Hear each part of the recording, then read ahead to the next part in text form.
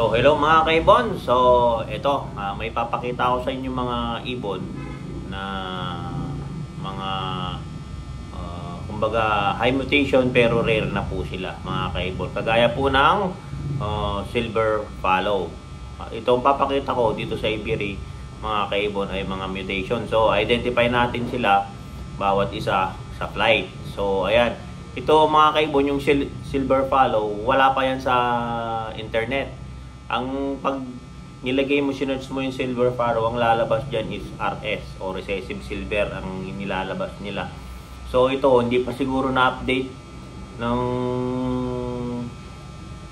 mga gumagawa ng mga mutation sa Australia. Kasi dyan nagsimula yung mga kakatail dyan na native nila yan sa Australia. So wala pang update doon sa silver fallow na naglalabas sa libro. Pero although marami na rin sa iba't ibang bansa to, kagaya ng Thailand. Yung Thailand kasi, yan ang unang naglabas nun. So nagkaroon ako ng idea na mag-project ng silver fallow. So sa Thailand kasi, ang tawag sa kanila is lilac.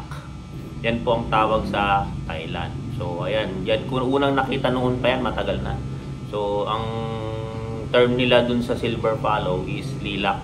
So ayan mga kaibon, so ipakita ko muna sa inyo yung mga silver na iba't ibang klase, silver fallow, silver na split fallow. So ayan, tingnan natin mga kaibon.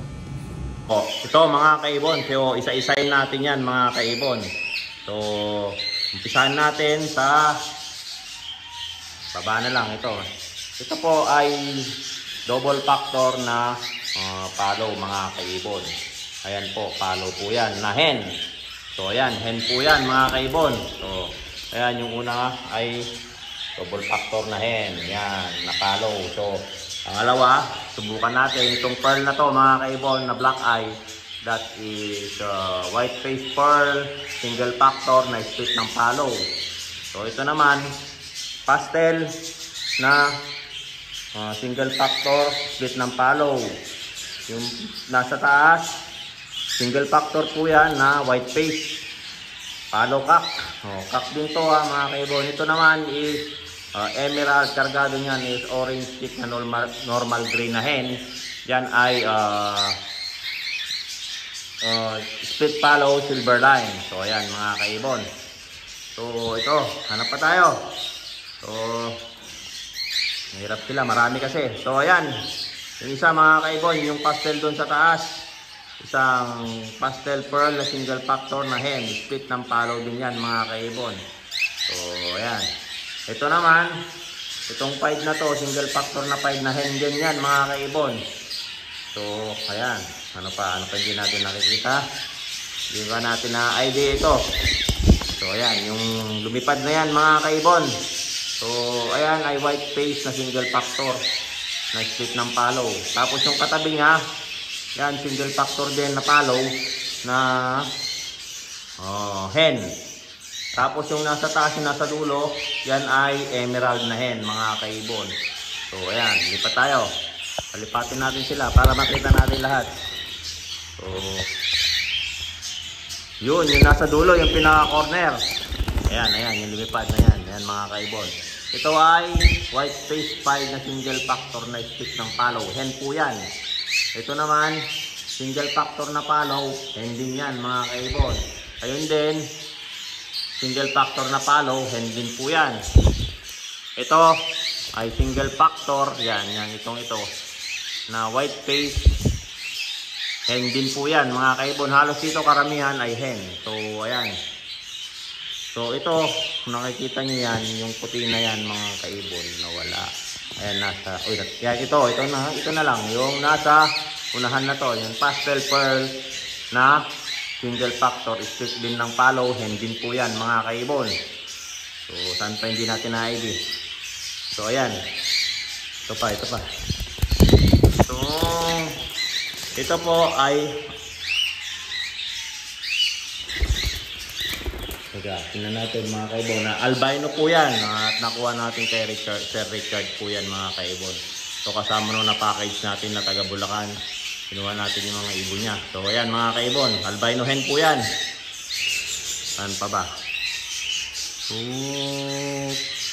Hanapin natin. Saan pa ba hindi natin na ID? So ito mga kaibon, tong 5 na to, yung katabi ng albino na yan. Split ng palo yan. Single factor 5 na split ng palo. So yan, kak po yan mga kaibon. Yan. Ito, yung white face na katabi ulit ng albino na single factor, hen po yan mga kaibon. So, meron pa tayong deny ka. Ano pa ba? So, ayan, yung katabi ng albino ulit. Yung kulay yung mata, yan po ay double factor na kak. Palo po yan. So, ayan mga kaibon.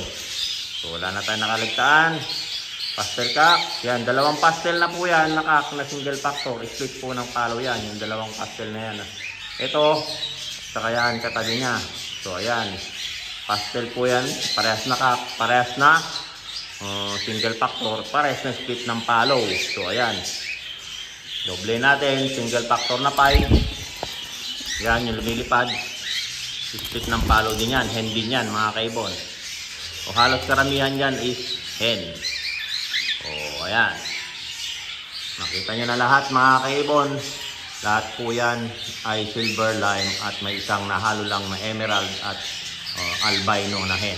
Yung emerald po na yan, hen din yan mga kaibon. So ayan, na-ID ko na po lahat. O ito, single factor na yan, hen din po yan. So ayan mga kaibon, halos lahat ito ay hen. Karamihan po sa kanila is hen. At yung kak is isang, tatlo lang ang kak natin, ay 4. Itong dalawa na to magkatabi. Saka ito, yung pastel na yan, solid color. Saka yung, ayun, yung katabi ng emerald na yan, na black headed. Yung red eye na yan mga kaibon. So, saka yung pala, yung isa, yung katabi ng single factor to yung mga kaibon. Yan, single factor, yung katabi ng pastel, white face single factor na split ng palo yan. Kak din yan mga yan. Yung dalawa na yan magkatabi.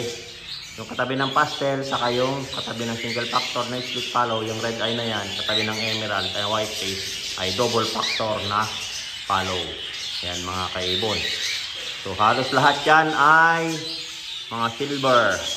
Silver palo, silver na split palo. So ayan mga kaibon. So ayan mga kaibon, nakita nyo yung mga iba't ibang klaseng mga silver sa flight ko. O yan yung silver pearl, silver pastel na single factor. May white face din na follow dyan na double factor. So ayan, nakita nyo. Sana may natutunan kayo dun sa mga mutation, sa mga kulay ng silver. So ayan, base additional pa kasi ang silver kasi ay hindi nag-i-split. So ayan mga kaibon, pwede mo siyang tawagin na ng silver lime pero hindi nag-i-split ang palo. Mas lalo na kapag hindi siya identified, kumbaga hindi nakikita sa ibon. So kargado lang siya. So kaya silver lime lang po siya mga kaibon.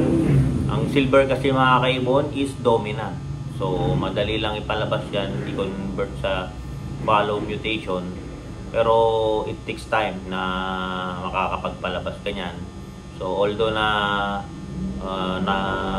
nakapagpalabas na tayo, so meron na tayo dito sa Pilipinas. So matagal na rin yan mga kaibon, siguro mga 3 taon na rin nandito sa atin. Hindi lang nila nare-recognize yung mga ibang breeder. So ayan mga kaibon, so don't forget to subscribe my YouTube channel, Warren Palakpak Kaibon, at ang aking Facebook page, Warren Palakpak Kaibon, at ang aking Facebook Warren Palakpak, Mr. Tigasin. So ayan mga kaibon, sana may natutunan kayo sa aking na-share ngayong vlog na to. So don't forget na like and share naman po mga kaibon. Pakipindot mo na kung hindi ka pa rin nakafollow. Pindot mo rin siya. Marami tayong may bibigay na tip o share about sa mga kakatail. So ayan, hanggang sa muli mga kaibon, paalam.